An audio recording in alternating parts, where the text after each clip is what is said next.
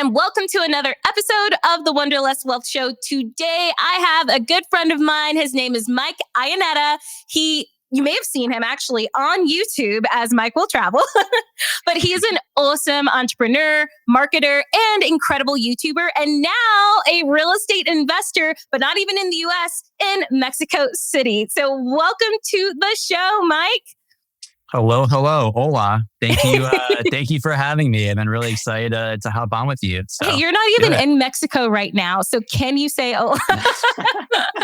Come on, hola is a pretty basic one. I promise my Spanish is a lot better than just hola. Mi español es mediano, but that's for a different topic. So I love it. Well, Mike, you've done some freaking awesome stuff. I actually met you. When did we meet now? A year and a half ago at a real estate conference at HostCon, right? No, wait, we didn't actually meet there. Someone just told me to reach out to you at HostCon. We met in Mexico City.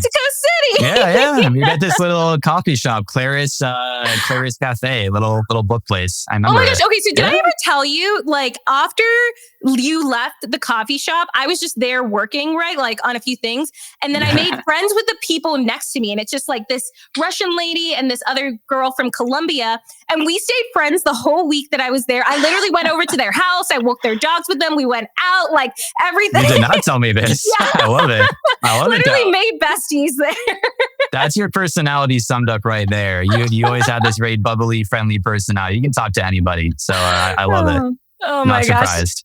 Amazing. Okay, well, so Mike, tell me, who was Mike before the real estate, before even the entrepreneurship, the YouTube, the everything? Because what, you've got like 50, how many subscribers do you have on YouTube now? 175,000, something like that. Wild. I don't check it too often. Yeah. Okay, as someone who started a YouTube channel and was so humbled after a year of doing YouTube, I like literally shit you not, that is probably one of the hardest things I've ever had to ever. Oh yeah. Not for the faint-hearted. It's not for the faint-hearted. Oh my gosh. But yeah, so tell me, who was Mike before all of that? Oh man. So I grew up in New Jersey, kind of just outside of New York City, this pretty typical American upbringing. I just I grew up watching Shark Tank a lot. Nobody in my family was exactly crazy entrepreneurial. And I kind of got my first start. I launched a clothing brand, which was a joke. I feel like that's such a typical, intro to entrepreneurship thing in America. Is I launched this crappy clothing brand. I have so many friends who've done the same thing. Oh my God. And anyways, I want to go into super detail on that, but I did it with a buddy of mine. We're able to raise not a lot, it was $5,000 in a Kickstarter campaign when I was 17. It's not a crazy amount of money, but I was like, whoa, this is cool. I took an idea, I made something out of it. It's now a business, quote unquote. And I was kind of hooked from there. So then I went off to college, university, interned a bunch, all these kind of different things. And worked actually for a startup on Shark Tank, worked from some of the big corporate ones. But I kind of realized pretty quickly, I think I want to be my own boss. And so it kind of shifted much more towards the travel space when I was in university. And so I did the very typical, American college student thing. I went and I studied abroad in London. And so this was, 5-6 years ago. And so this is very, very early stages of influencer marketing, even Instagram. This is the glory days. Yep. And I, long before, it's a lot different now.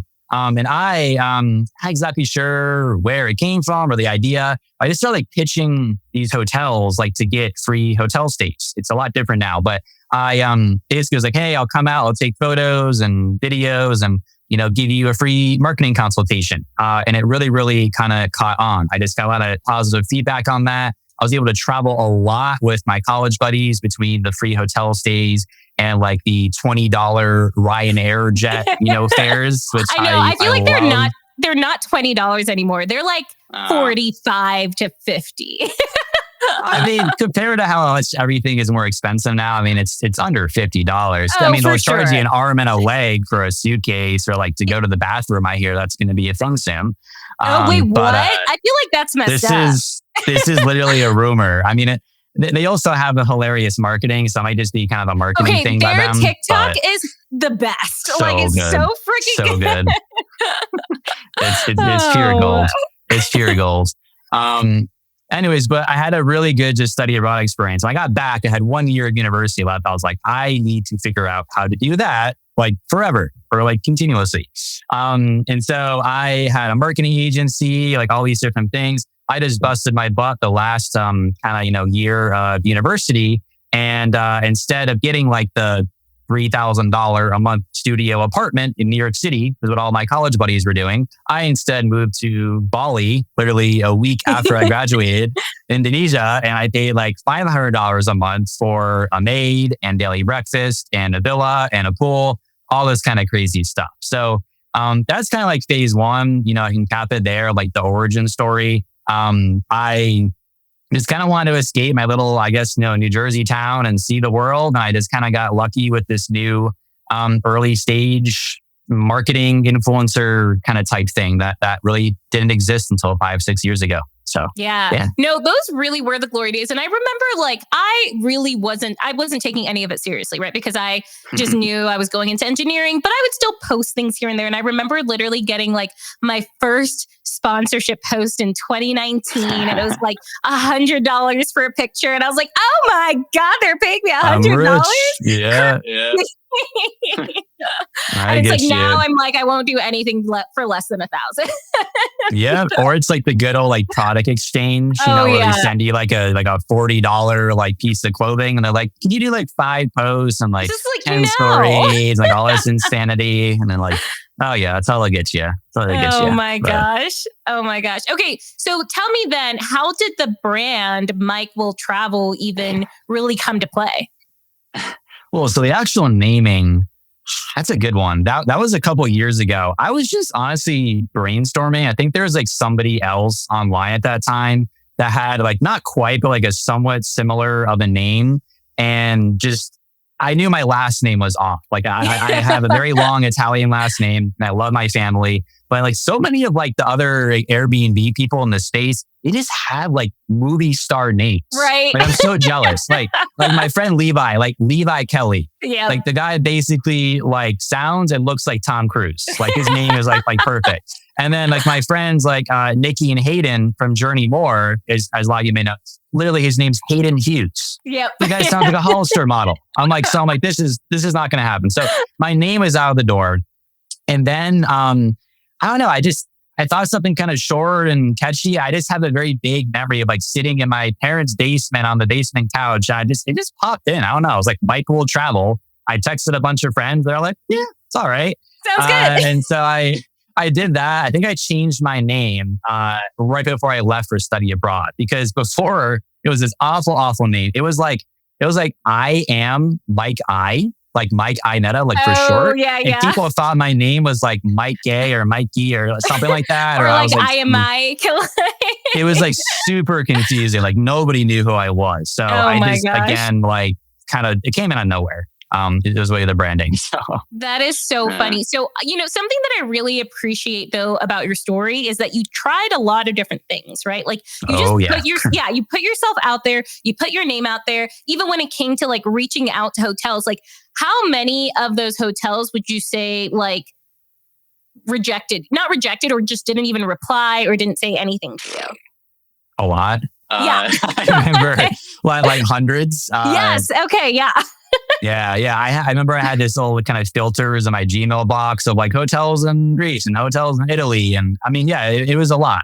I had just enough responses to like piece a trip together. And over time, I, adjusted it, the template and the responses, and it got better and better and better over time. But yeah, initially I was just throwing spaghetti against the wall. It was just it was hit or miss. Yeah. And sure. I mean, that's such a big thing just in life and business and real estate investing, because so many people are just so afraid to try, right? Like they're so afraid to either try the business idea or to, for example, when it comes to properties, like looking at, maybe they've looked at 5 properties and they're like, there just isn't anything on the market. I'm like, how many properties have you looked at? How many offers have you put in? Like 5 is not going to cut it. Yeah. I hear you.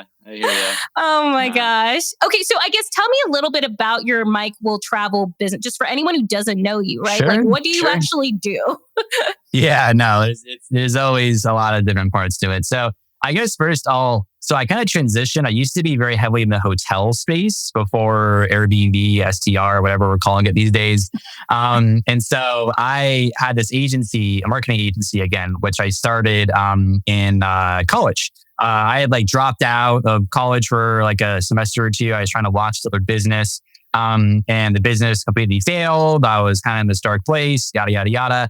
And I shifted from pitching hotels about like free stays to social media management. And I just, again, pitched like hundreds of hotels. I had nothing going for me, no website, no portfolio, nothing. And this random hotel, they are still a client of mine to this day, gave me a shot. And I have no idea why. I love them to death. It's a family run hotel. And they hired me. It was like $500 a month and everything. So anyways, I was in hotels. It helped a lot when I combined both the kind of travel influencer stuff with the agency, because I got a couple of like bigger-ish features a couple of years ago. Like I had Sheraton Hotels on their corporate page feature me. I had Burj Al Arab, the world's most luxurious hotel in Dubai. They featured me. I still do not know how I pulled that off. That was like one of the craziest days of my life. I didn't stay overnight, but they did this whole kind of press trip for a friend of mine. And I've just never seen so much just like luxury and insanity. I literally had a full-on conversation with their marketing director about how she was frustrated with their gold supplier. And they were going to switch from somebody in Jordan to somebody in Saudi Arabia because the quality of their gold wasn't up to their standards. It was yes, of course. I was like, yeah, me too, sister. I struggle with that all the time. Like my gold supplier sucks. Oh my gosh. It was like them, and then Mandarin Oriental was the last one. So I was kind of the trifecta. And so I was able to kind of utilize that. And I got kind of my first 5 clients or so. So anyways, it was in hotels. And then it basically kind of shifted more to Airbnbs and STRs. So that definitely, happened during COVID. So I'll talk more about the evolution, but what I currently do, this is a long-winded answer, is yes, I do the YouTube side, the content creation side. I then have my marketing agency, which services those same properties that I'll go out and do these shoots with. That's again how I kind of always built my businesses, is I'll go and do the free trip, the free travel, the shoot, upsell them on consulting, on ongoing monthly recurring revenue. So we do social media management, we do content creation, we do influencer marketing. That's our main kind of focus there. And then I finally just purchased and launched my first Airbnb property. So I'm now kind of getting more into the Airbnb space finally, because I visited so many, I've shot so many, I've done marketing for so many. I was like, why the heck am I not doing this myself? And then because I just like driving myself crazy, I'm launching another business later this year. Number four, that's focused more like an influencer marketing with my friends Journey More. So that's kind of cool. I guess the content, the marketing agency, the real estate investing, and this other business, which I'm not going to give away too much of, but it is coming later this year.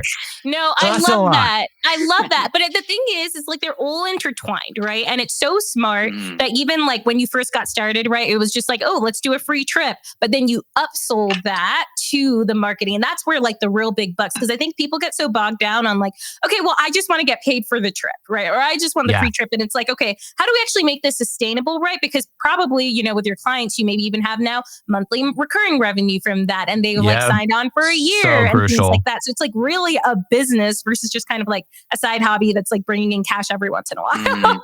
I think this is a huge tip. I did it to a degree, but I wish I'd done it more aggressively early on. Is you just mentioned it. It's like monthly recurring revenue is so freaking important. Because I have so many content creator buddies of mine, photographers, videographers, other YouTubers, who will blow me out of the water when it comes to the quality of their content and how they do that stuff. But they have to constantly travel and do these shoots just for a one-time payment. After they shoot, they're done. They check out. Maybe you come back like twice a year at most. So we're constantly having to pitch to set up these trips, to get paid, just to pay the bills. So that's why I kind of always try to structure my businesses as well, to have different types of like fixed price payments, monthly recurring payments, all these different structures, because it's just not sustainable just to be doing that forever. You can't. No, completely. And also that's kind of why so many people, even entrepreneurs, will get into real estate, right? Because you kind of have that guaranteed income constantly coming in, and you don't have to, be present, right? Like you don't have to always like be showing up on camera and doing this stuff. It's like you can sit back and it will do the work for you. 100%. And like, not to say it's fully passive. Nothing is really, truly fully passive, but it's pretty passive. It gets better. It gets better over time. Yes. And I'm excited to kind of like dive into that side of things now, since you are an investor. So I guess, why Mexico City? What did you buy? Like, how did the whole process go for you? Yeah. Oh man. So it has been the most rewarding project of my career, yet by far the most stressful and the most testing project of my career. It has been a very, very wild ride. And it's funny too, because like so many people also, I'm curious just to hear about the buying process just in Mexico as well, because so many people want to like come to me and they say they want to invest abroad. And I'm like, yeah, absolutely. Power to you. I do too. However, when I'm thinking of like ease and like getting everything set up super fast and doing things really quickly, I'm like, if the goal is cash flow now, like you want to buy something probably that's turnkey, it's ready to go. You go, like I literally, 100%. When I purchased my first property, I had it up and running within less than 14 days after I closed. Like it was like, I wish. Running. I wish. Wait till you hear mine. Oh my goodness.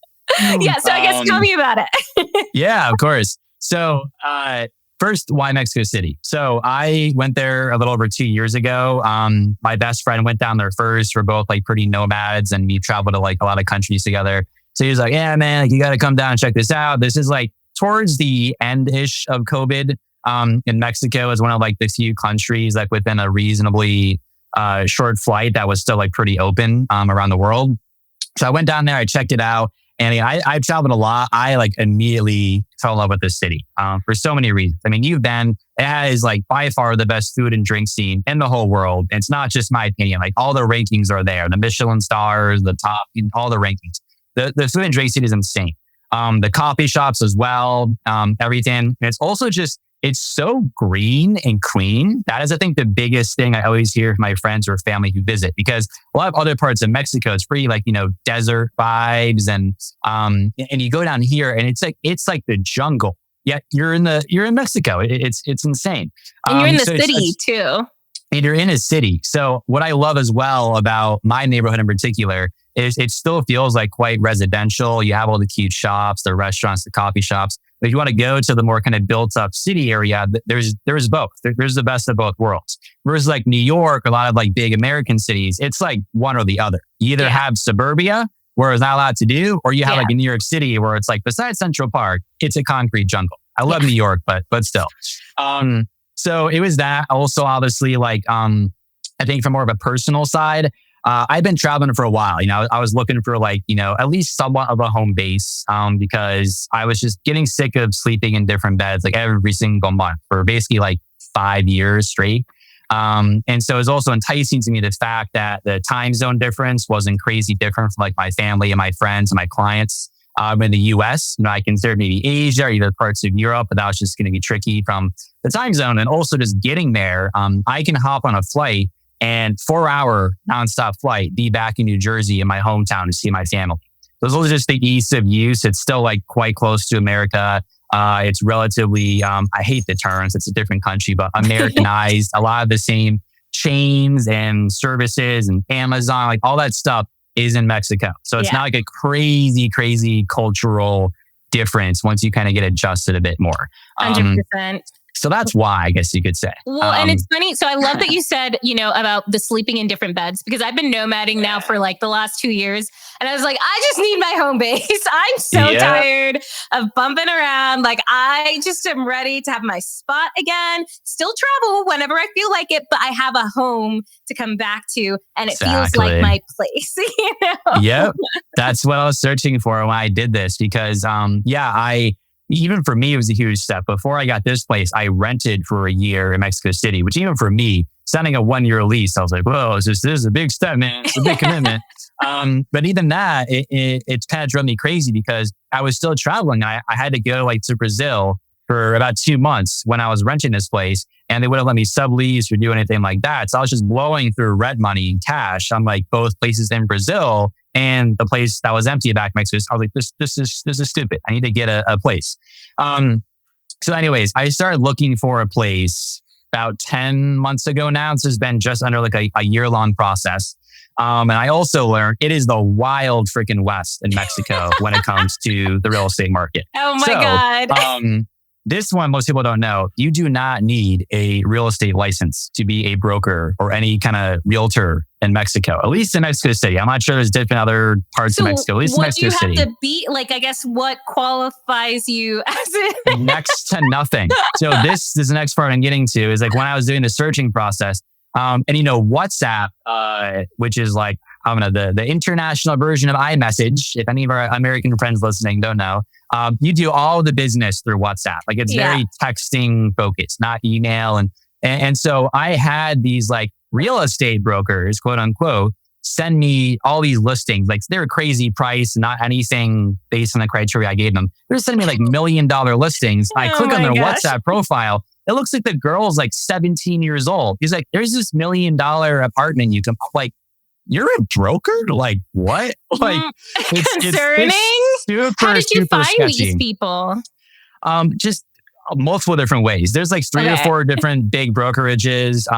Zillow is not down there, but they have some like kind of equivalents there as well. So just like I always do, I am the king of like reaching out to 100 people. So I've done my whole career, reached out to like 100 different listings and brokerage and just everything. So do you know anyone else who's purchased a property in Mexico City? I know a couple, like I'm not crazy close with them, but they've all done it like in different ways. Got it. But yeah, it's becoming increasingly common. Yeah. So anyways, that was kind of step number 1, which is like learning how things work down there. And the other thing that sucks, and again, I will also preface this in saying, I have not bought a property in the States yet. I don't really know how it works in the States yet. That's maybe next year. So this is just, I don't know how it kind of differs yet. This is just my experience in Mexico. But the other thing is the location of the listings are also almost always off, which sucks. And again, is sketchy. That is so weird. Yeah. So I would find, this happened to me 2 or 3 times. I would find a cool listing and I would dig into it more, like set up a visit. And it would be like 5 or 10 blocks in the opposite direction. Like one was in the corner of the freaking highway. I was damn, like this is not where it says on the listing. So anyways, I got through all of that. Eventually I was just like, all right, I need some like kind of, representation here. I found eventually this really killer broker. His name was Javier. The guy's actually my age. He's like a stone cold killer. He's in his late 20s. He speaks 4 languages. He runs like multiple companies. He's just a really cool guy. I consider him a friend now. And I eventually came across the listing, which would come to be my place. And again, the listing was like not great. It was like a bunch of like crappy renders. So it wasn't even like real photos. Yeah. And like, it was not great. Like, it didn't even show or describe a lot of the place at all. So was it brand new? Like, why was it renders? It's brand new. Okay. Mm-hmm, it's a brand new place. I was one of the first people to move in. Okay. And pretty much the only reason I even went to go and view it is that it was like 3 blocks from where I was renting at the time. So I already knew the neighborhood. So at this point, like I hadn't gone to see a whole lot. I was just like, I just want to go and view a place, even if it's just for fun or just like, I just like need to like feel some progress. And I go and I view this place because I was against it. I thought it was a different unit because again, the listing sucked. I thought it was on the first floor, like looking out on the power lines, like looking out towards the street. I was just like, no. I get there. It's a totally different unit. It's way bigger. It has this terrace. It's way more, it's just like 100 times better than what you saw in the listing. And within like 2 seconds of walking, not 2 seconds, and within 5 minutes, 5 minutes, I'm exaggerating, 5 minutes of walking around there, I was like, yeah, this is the place. I want this. I mean, your places, I know you sent me the link. It looks beautiful. Like so nice. Thank you. So I mean, that was the early stage. I mean, this is going to be long, so I can try and break it up, but that was at least the early stage, because there's like the closing, there's the interior design. We could probably make the whole freaking podcast just about this entire process, because it's a lot more complicated. Okay. Because I think it's important, so many people do want to buy in Mexico, right? And they're like, how the heck do I do this? Like literally the number of people that reach out to me, they're like, I want to buy something in Costa Rica or in Peru or in Mexico. And I'm like, the rules are just different, right? So like the more that they can know, I think let's do it, you know? All right, let's do it. So I guess the next stage, the actual like negotiating, the closing. So when I actually expressed interest in everything, I initially was like, obviously had to get my broker involved pretty quickly because they were very aggressive, the seller, because they're like, oh, it's this silly American guy and he has like, all this cash and want to try and take advantage of him. And but like they were like a little like snarky. So and they started, throwing out all these crazy terms like, that I did not even remotely understand. You got to do this document, do this and do that. Totally different than what you'd see in America. It's a completely different system there. So what I would do differently, because I basically got in over my head quickly and had to like within a 48 to 72 hour period, assemble a team. And I got very, very lucky that I found the right people when I did. I had my broker, Javier, and I had this really incredible lawyer called Ivan, who his firm, based in Mexico City. I think they're in Cabo as well. And they have like offices in Texas. They specialized in like cross-border real estate transactions between the US and Mexico. So this guy is familiar with everything. Was it just cross-border because you're an American citizen? So that's why it's considered, okay. And just like moving money, because all my money's in dollars. You got to pay them in pesos. It's very, very complex. Okay. So it's so interesting because like even for my property right now, we have money in Portugal. And so transferring that here, it's a whole thing. It is so much more difficult. There's so many variables, the exchange rate, the bank fees, it's crazy.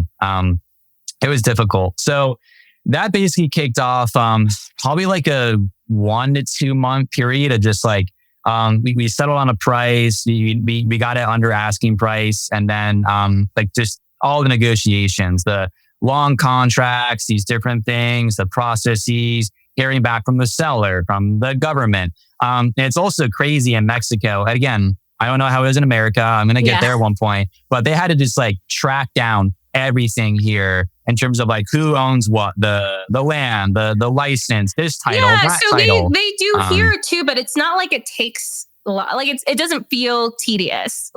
So this sums up, I think, the differing process. We had a contract that was quite long. It's probably like 40, 50 something pages. Okay. And the first 20 pages alone was just all mapping out the business structure essentially of the seller. Being like, I can't remember their names. I was like, oh, hey, there's this guy, Jorge, and then there's this investor guy, Juan, and they own this holding company, and the holding company is owned by this holding company, and there's Why this does and there's that that. matter? Like, that's exactly. really weird. I was just like, it was just like so overcomplicated. I was like, we really need half this contract to like, it was just like, it's crazy. So anyways, we eventually, closed on the place after how about long 2 did it months. take you? Yeah. So, okay, 2 months. Okay, that's not bad. 2 months is pretty normal. Yeah. Like here, I mean, we're like my current property we're doing, well, we had it for 30 days. I'm pushing for like 20. Okay. But before the norm was 45 days. So that's like pretty standard. Okay, y'all, do I have something exciting for you? Now, I just came out with a brand new free training on exactly how you can get started investing in real estate within the next 3 months. Because if you're someone who wants more freedom in your life, the ability to travel the world and do the things that you actually want to do in life, you're going to want to listen up. Trust me. Now, this training is freaking awesome. I literally go in and spill the tea on the number one strategy that is working right now, like literally today in today's market. And I go over how to look at deals and make sure that they actually cash flow and how to set your properties up so that you can run them from anywhere in the world. Like I literally have managed my properties from over 6 different time zones. So if you are stuck in analysis paralysis, you don't know where to start when it comes to real estate investing, but you know that it's something that you want to do in the future, this training is going to be for you. So to check it out, click the link in the show notes or DM me the word hack, like HACK on Instagram, and I will send you the link. Now let's dive back into the show. Okay. Yeah. So basically, eventually we closed on that. And then I was like, oh, like the hard part's done. No, we're just getting started, Mike. So that was definitely when, because, again, I've traveled a lot and like, I can, assimilate and, all those good things. But when it came to the point of like, hey, we got to now figure out like the utilities and do this and do that. And it's all 100% in Spanish. My Spanish is decent. I have a tutor. I'm getting there. I'm trying to be fluent because I do want to assimilate more and be respectful of Mexico and the culture, all that good stuff. But it was extremely intimidating doing all this stuff because it made me miss American efficiency a lot. Because, in America, utilities and your subscriptions, you just put this stuff on auto debit every month, charges your credit card, you're good to go. Yeah. I'll sum this up for you. I have my gas bill that I pay every single month in Mexico. I have to send about like a $10, $15 wire every month to this lady. And literally it's like her email address. It's like, Miranda Hernandez like 15 at Gmail. Like, please send the money here. It's so sketchy. I'm like, what?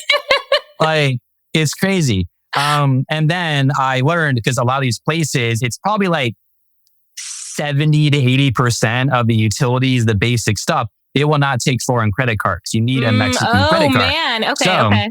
That was the other tricky thing. So I'm almost done getting my temporary visa, temporary residency, which will allow me to open up a Mexican credit card. So I can eventually then do the auto debit stuff. So for a while, I had to get creative with that, use, friends' cards or, something like that. It was not easy. So that was kind of like, all right, like just the basics, it was tricky.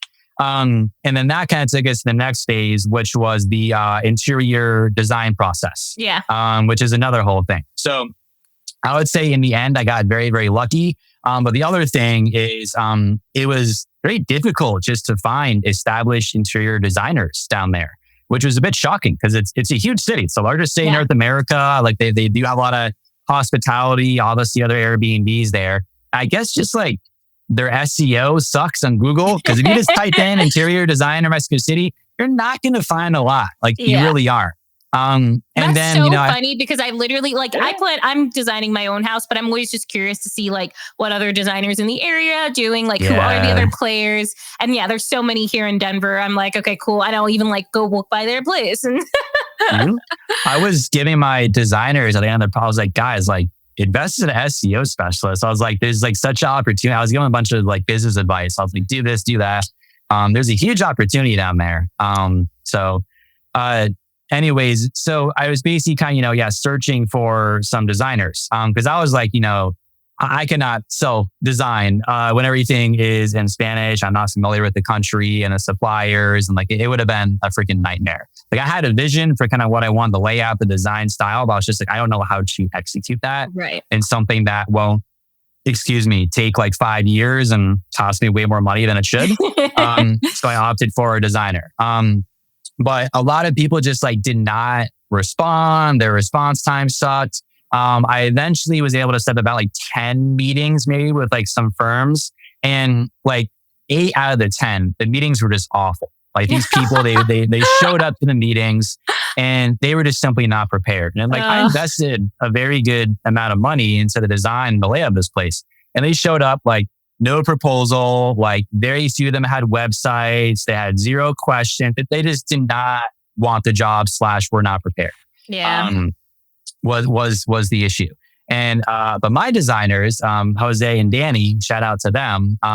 They were the only ones that showed up. They already had renders done. They had a bunch of ideas. They had these supply. They had this nice, like, 10, 15 page PowerPoint slide deck lined up for me. And I was like, with them, I was like, it's going to be these guys.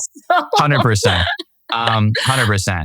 So that was just finding the interior designer. In general, that is just a good lesson in business, right? Because even when you're thinking about like Airbnbs, right? you're looking like a lot of places that people invest in are areas where there aren't many other good Airbnbs in that area. Like, so you can kind of capitalize on the market. Like, I know that's what we did in Virginia. When we first got to Virginia, we literally looked at all the Airbnbs. We're like, that's a shabby grandma place. And that's a shabby grandma place. We're like, we know we can beat out the competition on this one. But it's 100%. The same thing with business. And it's like, if you can just do better than and it does, like, honestly, even if they hadn't had everything, but they were like a little bit better than the competition, you probably still would have gone with that. Yes.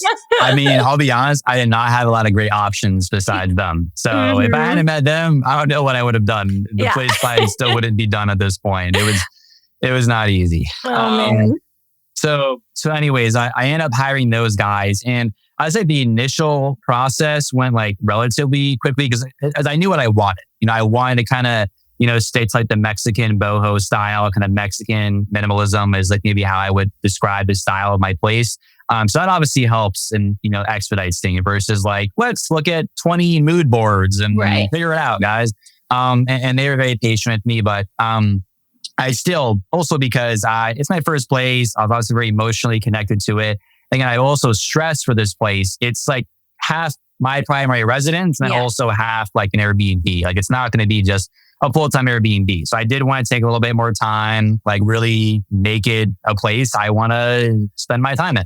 Yeah. And also that's another form of house hacking that people don't talk about, right? Like, because a lot of time when people think about house hacking, it's just about, you buy a duplex, triplex, floorplex, rent it out, like rent parts of it out, you live on part of it. But a part of house hacking is also buying a house and then renting it out whenever you travel, right? Like I still do that, even like double house hacking with my own primary residence. I rent that out whenever I'm traveling too.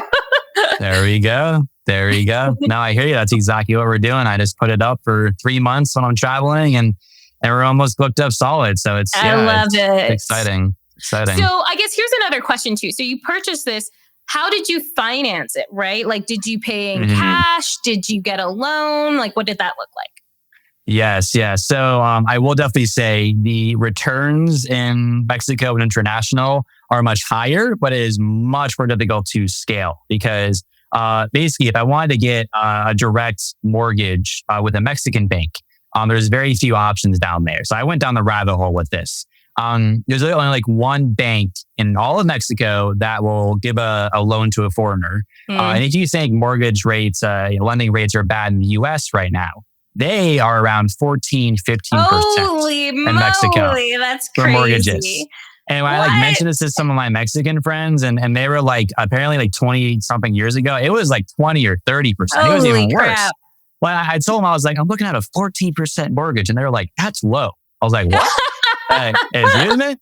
And it's all about perspective. And it's so funny. Even now, people are like, interest rates are so high. And it's like, when you look at history, actually, it's not that high. But yes, in comparison to the last 5 years, it's high. But when you look at, and when you compare it to Mexico, it's not high, right? Yeah.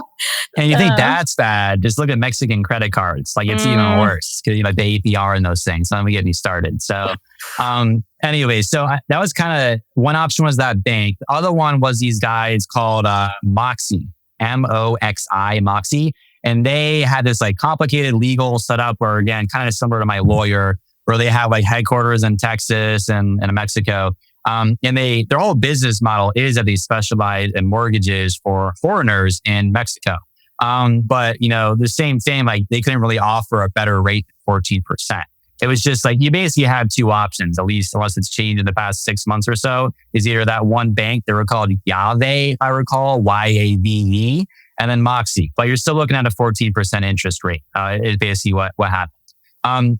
So in the end, it was a very, unfortunately, cash intensive endeavor, which is, again, that's basically how I financed it. It was very cash heavy. And which is why I would not do Mexico anytime soon. It's not scalable. I just want to deplete all my cash versus in America, there's so many great ways that, I know you always talk about the cash out refi, the house hacking. Or low down payment. Yeah. You can't do that stuff in Mexico. As an American, it's much more difficult. So I think kind of where I'm at is like this, I'm definitely taking a break from Mexico for a while, but I'm so glad I did it. I had no regrets. I really love my place. I'm very grateful to call Mexico City home. I just kind of joke with my designers. I was like, when I have more cash in like 5 years, I'll call you to help with the beach house in Mexico.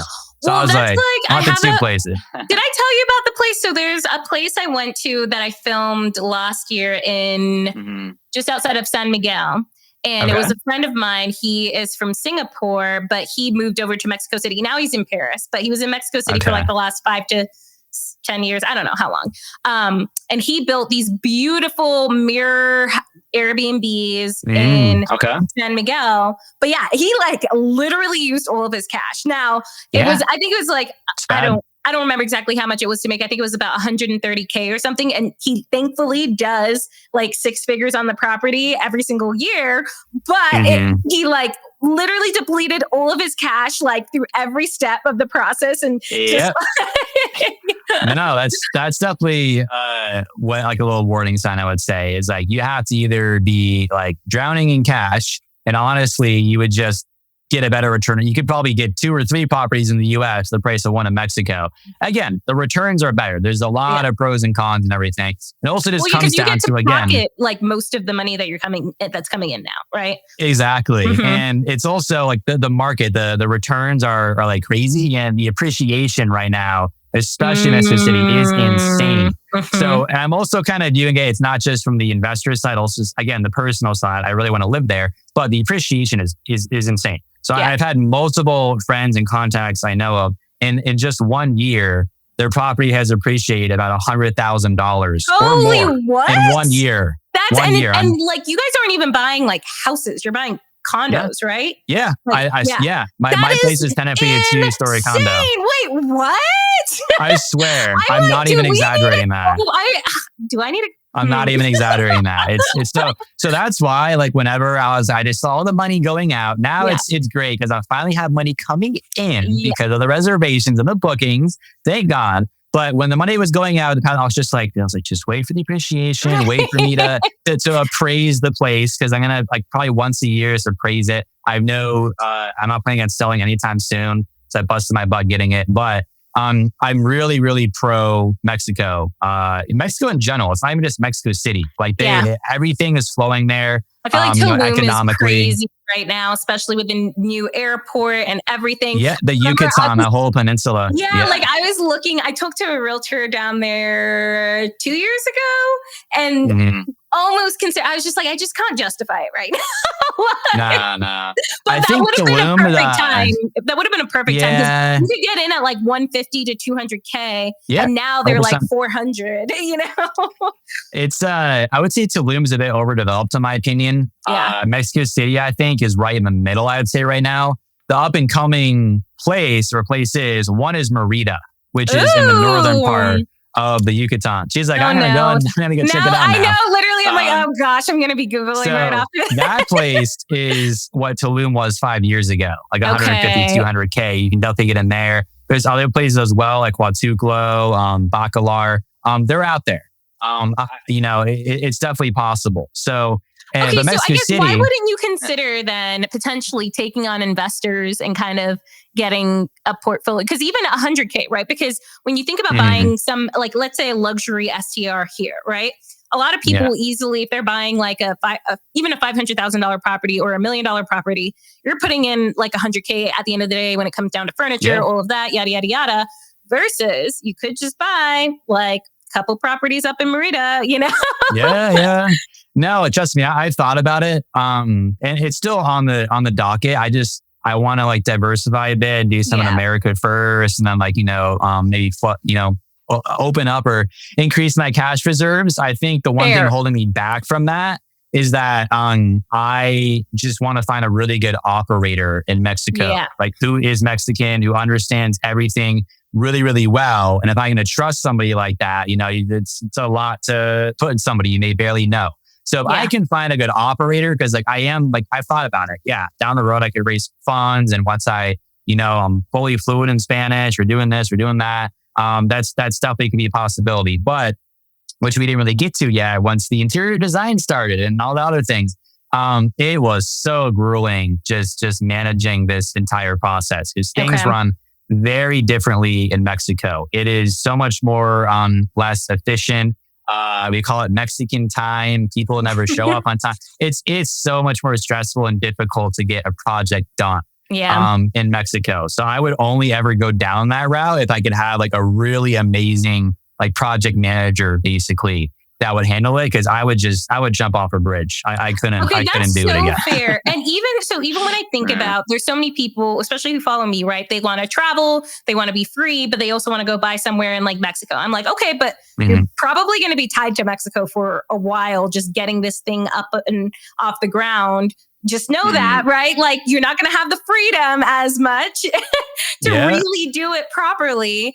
So it's just something to think about. Where versus, I honestly, genuinely feel pretty comfortable. Like I manage all of my properties from anywhere in the world. It's pretty easy. We've gotten things fixed and changed, like well pumped, septic, all of it, and I'm never worried, right? Versus like in Mexico, I don't know, I think it just, it comes down to building your team. And that's where I have built that Mexico City. So I do feel confident in that. Like I have assistant / property manager. We keep joking about what his title is going to be.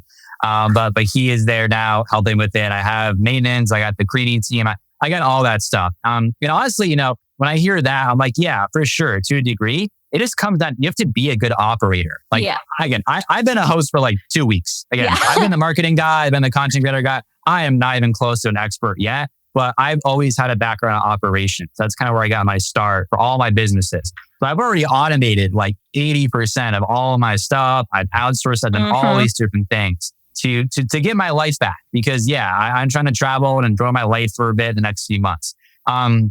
So this comes down to the right systems and the right people. So it is possible. It is possible. Agreed. I love that. Okay, wait. So you got it up and running 2 weeks ago, you said? Like that's when you... Yeah. It's literally been up for like 2 weeks. Okay. You may not want to share it, but just from those 2 weeks, how much have you brought in? Yeah, no, it's so basically I set open 3 months for bookings, which is like the time I'm going to be gone. Yeah. And it's been already 90% booked. That's incredible. In just 2 weeks. And it's going to, at least revenue wise, just over $10,000. That's fantastic. That's awesome. Literally. And that's the thing. Okay, I don't know about you. I remember when I first, because I took my property live from Costa Rica. Like I literally finished everything, like filmed it, took pictures, and then I was on a plane the day that I set the listing live. I literally landed in Costa Rica and pressed the go live button. Nice. And then throughout the day, I just get these pings, and I'm like, oh my god, a new booking. No, it's so such a good feeling that first time I got it. Just to see that it was all worth it. It has not been an easy journey. So yes, it's definitely been much more fun 2 weeks. So something I will say though, because you got booked up so quickly, your prices are probably too low. Yeah, you're not the first one. I already was like, this is almost too good to be true. Because I came in kind of in the middle. I didn't want to go rock bottom. Yeah. But honestly, for Mexico prices, I'm already like higher than everybody else in my area. But I got your place is labs. really nice. I mean, I set it up a lot. That's, I study my market. So, I set it up. I have a very specific guest avatar who can afford those prices. And I did sign up for Price Labs. So I'm learning. I'm learning every day. We're going to get there and raise the prices. So yeah. I love it. Oh my gosh. Well, that was amazing. I know we're kind of running out of time here, but I wanted to ask you the 3 final interview questions that I ask every single person on the podcast. So number 1 is, what does your ideal perfect day look like? Ooh. So I would say, man, I've always been like a beach guy. So I do like, there's this one area in Mexico called Puerto Escondido, which I'm not sure if you've been there yet. I haven't. So I spent a week in Oaxaca earlier this year. And I was I think I need to just come back for a separate, like longer time in Oaxaca, go to Puerto Escondido and not rush it, Yeah, no, I get you. Are you talking more like work day or just fun day or like what type of day are you talking about here? Up to you. Like, all right. Well, I'd say more average day. So I've actually gone this is like, if I eventually get the beach house in Puerto Escondido, when I was there, I do like surfing a lot now. I've gotten way more into it. It's really fun. So I would say surfing, like long walks on the beach in the morning.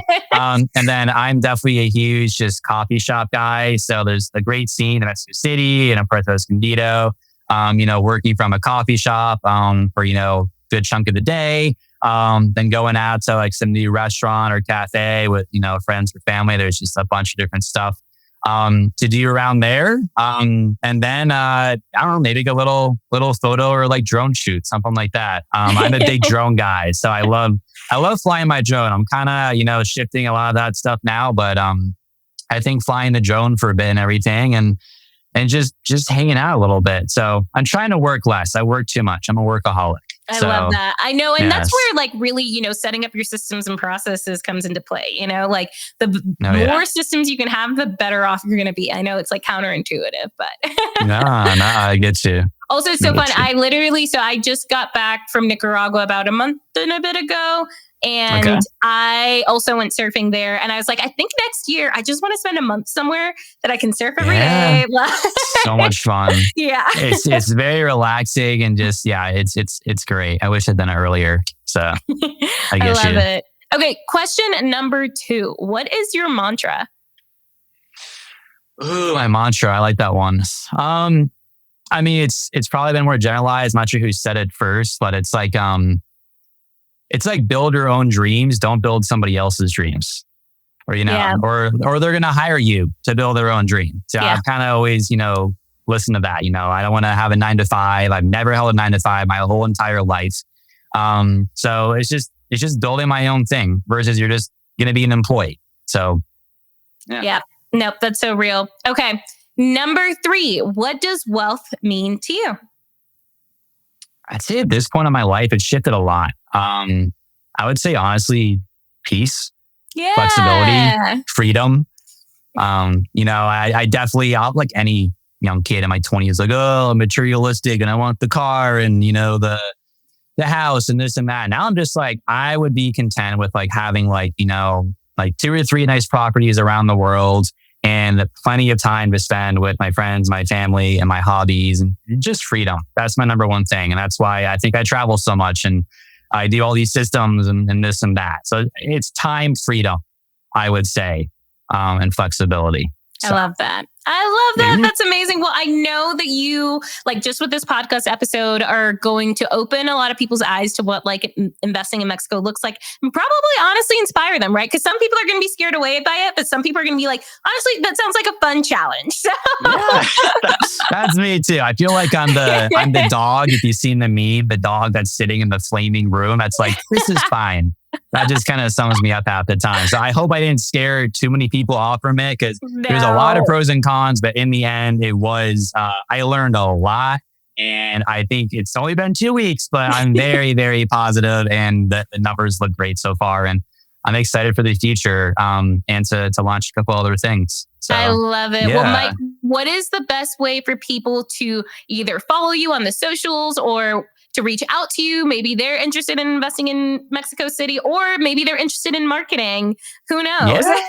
Yeah, definitely. So I'm actually launching kind of this new version of my personal brand soon, which I guess I'll mention briefly here. Again, you all know me as Mike Will Travel. You can still reach out and I still check all those things. So it's Mike Will Travel on YouTube, on Instagram, my website, all that good stuff.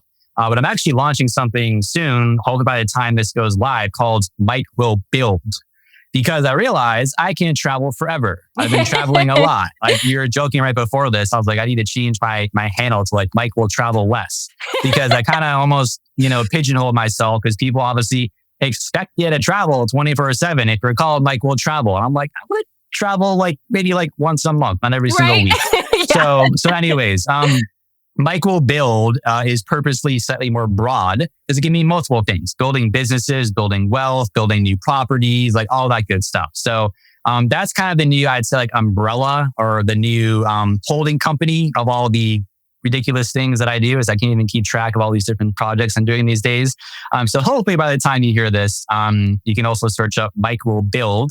And I'll be launching a lot of this more educational content, this new business we're doing later this year. A lot of these new, projects from here on out will be under the Mike Will Build brand. So I love it. You can find me there. Love it. Well, thank you so much, Mike. This was awesome. No, my pleasure. Thanks for having me. Thank you so much for listening to Wanderlust Wealth Show. Now, don't forget to follow the podcast, or if you're watching on YouTube, make sure to hit that subscribe button. If you love this episode, it would literally mean the world to me if you shared this with a friend or a family member or literally like anyone off of the street. Like right now, go ahead, share it so you don't forget, or post it on social media and make sure to tag me. I love seeing what you're listening in on and what you resonated with, and I'm just so freaking thankful for you. I'm so freaking excited for you. I love you, and don't forget, life really doesn't have to be hard.